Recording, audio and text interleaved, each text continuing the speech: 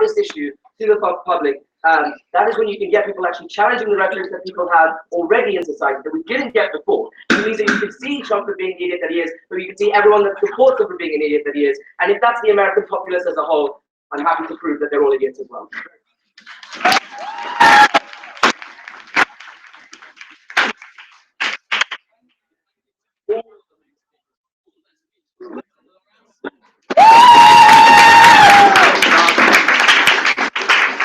You might have noticed that we have unfortunately hit the ceiling on our Twitters, and it's not a ceiling you can bust.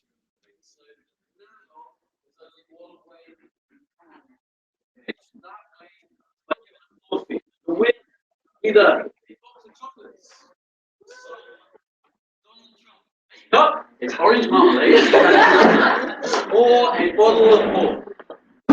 As a reminder, these speeches can be 3 minutes in the same way as in the talks. I'll ban at 30 seconds. Then and the end of the not yet. Does anyone have a speech for me in proposition on this motion? Does anyone want to try and stump the Trump? Can anyone come down for a proposition floor speech? Looks like I have right there a speech in proposition. Please come down.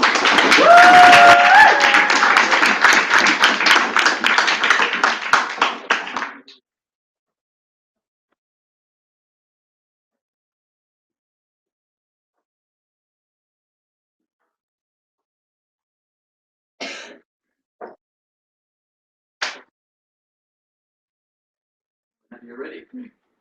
My friends, this speech will be off the cuff. It will be posh, but it will be true. It will be the best kind of truth. Truth will be all like to hear. Now, first, but there's one element of me that I feel has been tragic. That is to say, what would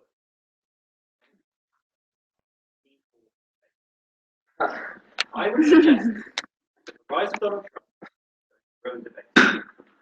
Here's why. Because now, currently, we live in a world of exciting nuance where some things are good and some things are bad. Make a good or bad decision. Trump is going to ruin the world. When the world is ruined, you can't debate about it. You can't prompt. This House thinks that the impending nuclear war with China will kill us all. Maybe not so bad.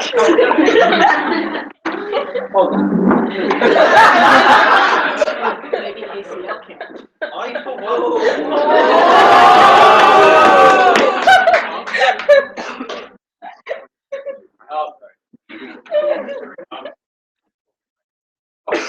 Yes, Trump's going to ruin the world. And thus, but nothing to do. We've got a shiny stick, but nothing to debate. It's going to become a very uninteresting system for us, when everything is just horribly and controversial. Of course, nothing odd is bad. It's ruined the world. Yes, David. Same way they're not your shirt, it's the waistcoat.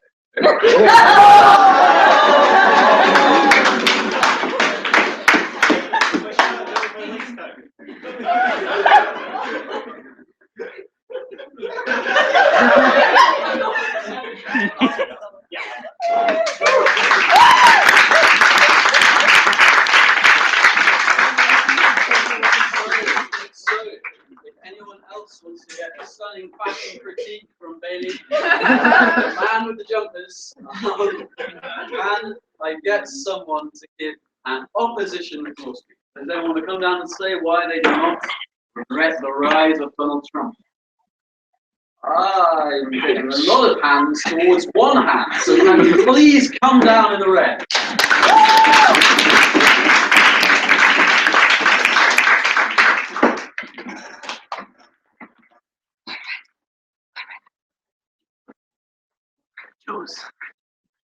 I just want to test what the proposition speaker just said is that it's not cheap wine, it's pretty good. I know.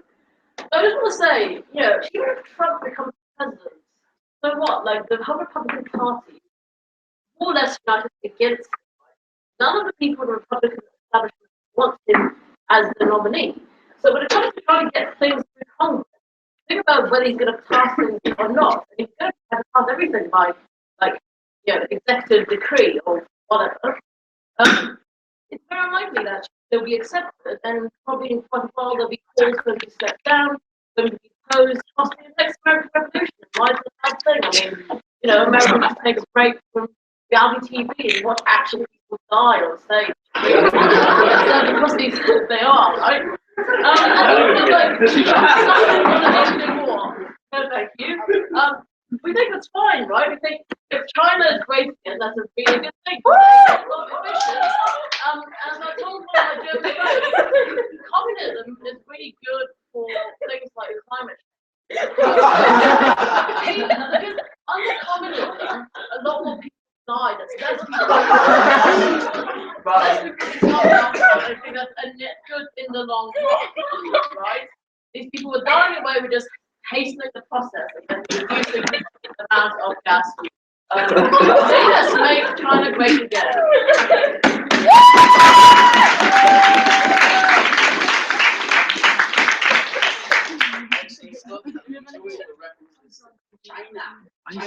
Wait, can I have some wine? Just take the bottle, just bring the bottle. Yes. Yes. Third position Awesome. The third position is that of abstention.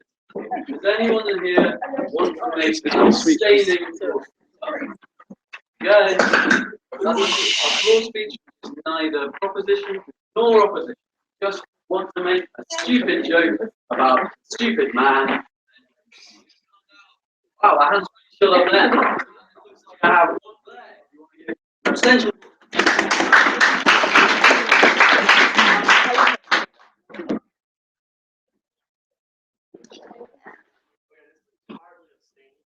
If anything, it's like a little more profit at the same time.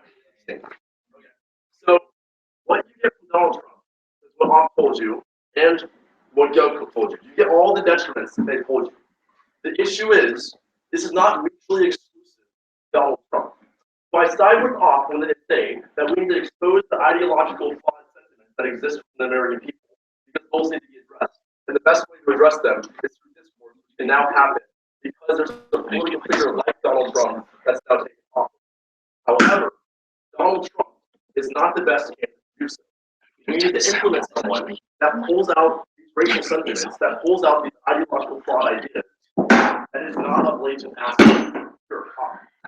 Being as I think everyone can concede that Trump is being inflammatory and therefore much better able to reach more people, why is he not the best person to highlight the fact that a lot of people believe the crazy shit that he does? Sure, yeah, because he's not qualified to actually be a president. You can get a presidential candidate that is qualified, that can actually be a president, and then also is a blatant fascist. This guy has failed businesses. He has no clue what he's going to do economically. Internationally, he's going to destroy all foreign policy. He has no clue what he's doing. But you can get a president who's actually competent and is going to exploit these racial sentiments and ideologies. I'll take you in a second. Because what you said is like somebody that's just going to destroy America as a whole. I don't think that's a good thing. When Trump is president, we have so much winning that everyone gets tired of winning.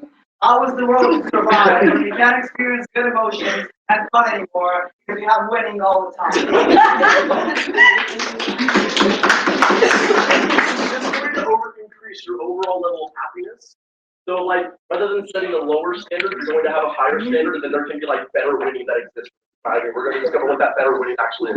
And on that note, I'm going to leave you that because if we don't like give you if it's not mutually exclusive, or as I like to call him Donnie, if you want to say my hat for him, like that we shouldn't actually like Donald Trump, but we don't regret the rise of ideological racial sentiments that he has.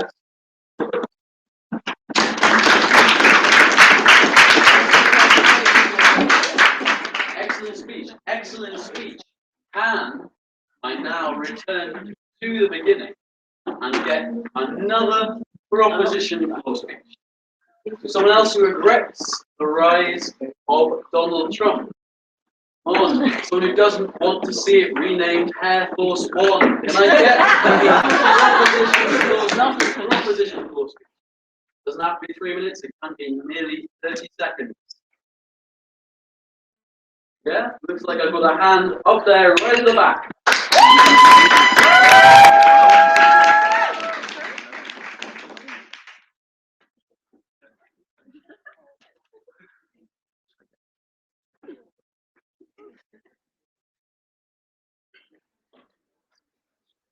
Now, I am speaking for profit. Here at UCL, there is one of the Trump's policies that we have a bit of a difference. You notice our tweet wall cannot take any more people tweeting to it. We intend to make KCL pay for the subscription. The question in debate, can we stump the Trump? Are we headed towards a no more booze cruise?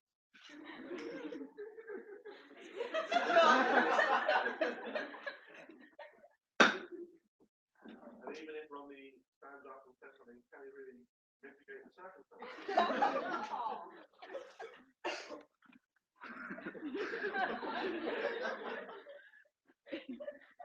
But the point that Heather raised was correct. This is about were Trump president of the United States of America. Qualification required president. And unfortunately, people are voting for Trump. No, thank you. I mean, that is literally what it means to be the president. You are the president that most people vote for. No.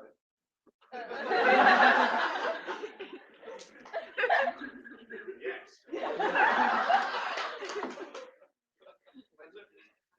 The problem here is that sometimes you have these negotiations between have to say things to each other that may or may not. I'd like to point out that Trump would have a particularly bizarre view to respond. For example, you can express his manliness by riding a bear.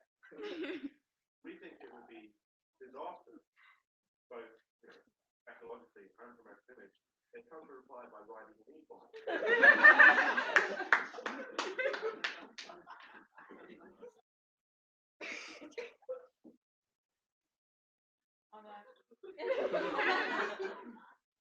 Okay, the rise of Trump has resulted in in the bald eagle, Uncle Sam, viciously attacking him. Isn't that absolutely great? I mean, I think the eagle would be less likely to rise if someone's hanging on. But at the end of this debate, you have to ask yourself which side was funny. And it's difficult because I'm from UCL, I'm also speaking for KCL. But something I wanted to note on that. Heather did mention interesting that it's like saying that, if you went to the best university, then that would qualify you for doing something. Well, so something that was considered there. But it's a bit weird, like they're not no one's at the end of this debate, you have to ask yourself, has the rise of Trump made the community of America better? Competition says, but it's made it better because racists are more racist. Trying to not be racist, I suppose they're not racist. That doesn't really work because they're racist.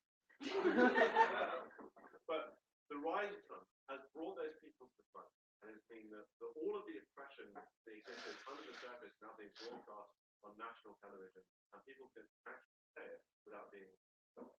Those reasons, I think,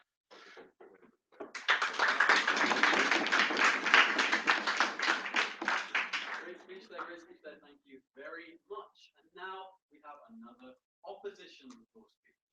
I have two hands. I have one hand from the American in the room, so I think there's only one person I can invite down. I'm looking forward to it. Yeah, Jordan, come down.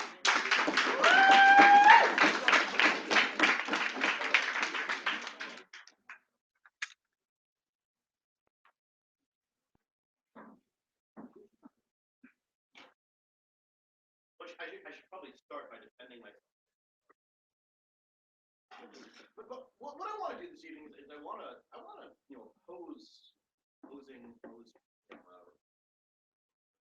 Redding, Donald Trump. I want to do this by putting Trump in context.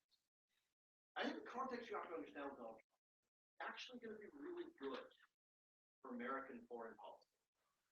And the reason for this is because Donald Trump is much closer to the other average national leader than most people in America has ever had. And I just want to talk about some of the examples of this that I think are important. I think fundamentally, Putin and Trump have a lot in common. I think Trump is the kind of guy who you want to get drunk with if you're another world leader. I think if you want to ride Natalie, he's the kind of guy you want to do it with. We all know that Berlusconi is going to be Prime Minister of Italy again one day. And I think him and Trump will bunga it up together. I think they'll get on great.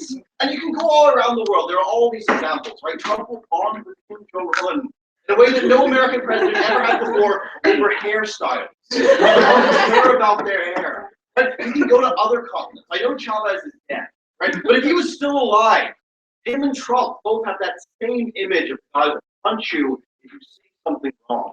On the subject of punching people, Mugabe, despite being 92 years old, punched a journalist and asked him a question he didn't like. That is a man who will understand Trump. Trump will understand him. And you can keep going. It's great. 72-year-old in the world. 1, 2, 3 and they get along with progress. President Jacob Zuma of South Africa, who is currently known as the president entertainer, image of Trump has in his son, building a palace that can be seen from space. That's something Trump can understand with money. Right? And I guess what I'm trying to say is I think that's pretty much what the UN is made up of. I like that. And I think Trump's going to get along with them. What I think that means is it brings the world together.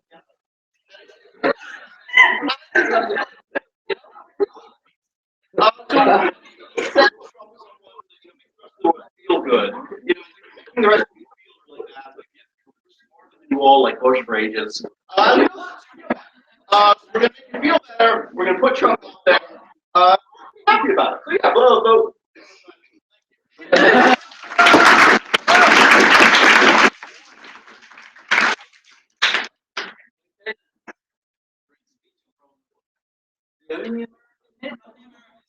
Oh yes. Can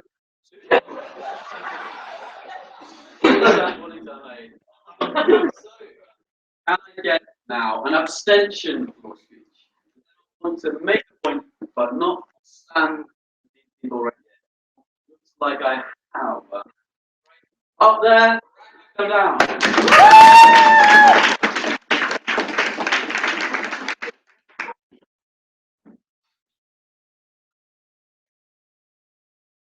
So I think the most important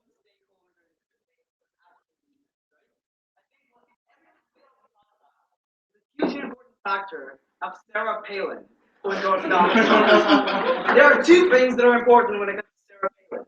One is good and one is bad, and that's why I'm speaking in Spanish. So, Sarah Palin is a person who wants to have waterboarding in Guantanamo Bay. That sounds really good.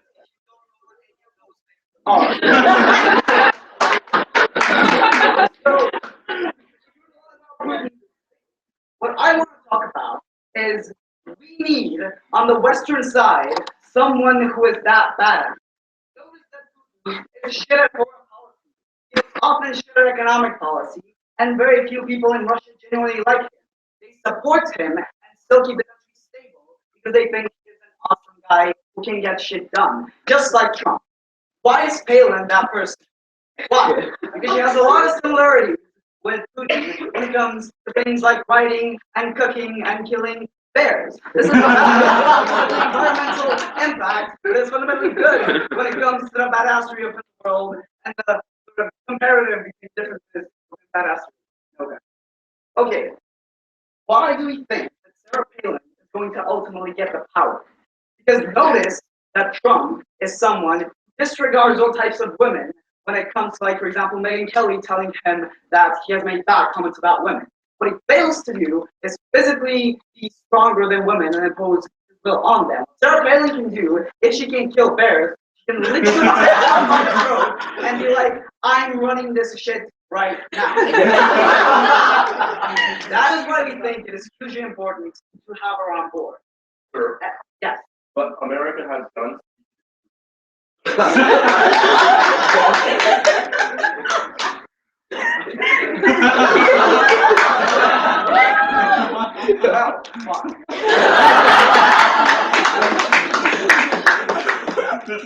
Oh, wait. I do accept that point. However, I think what's going to happen is people are going to change their minds about the Second Amendment and realize therefore that they have a liberal democratic policy of getting gun control in this country that is so important. So fundamentally what happens is you have the better outcome from Donald Trump being president. I think I made my point very well. The hugely important stakeholder in this debate is Sarah Palin, who can make the world a better place. Who can make America competitive with Russia when it comes to badassery and having balls, and we can make America better because of having gun control that is safe for people. I'm so proud for having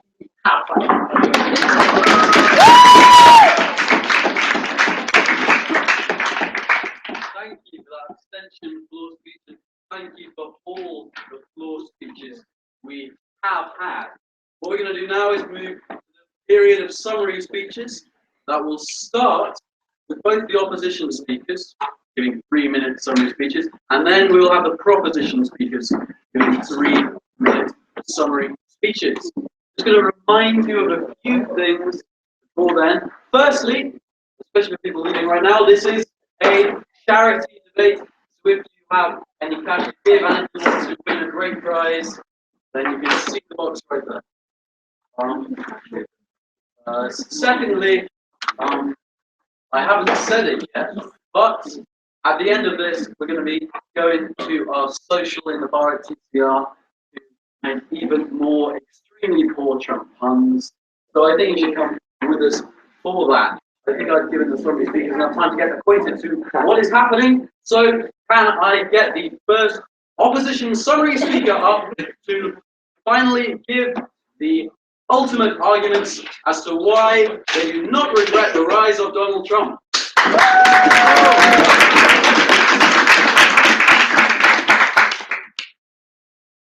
I think that there's been a lot of negativity about it. I've created a short list of things I think we need to keep in mind about fighting. Number one, he had a reality show, which was a lot of fun. Number two, Trump's weird father-daughter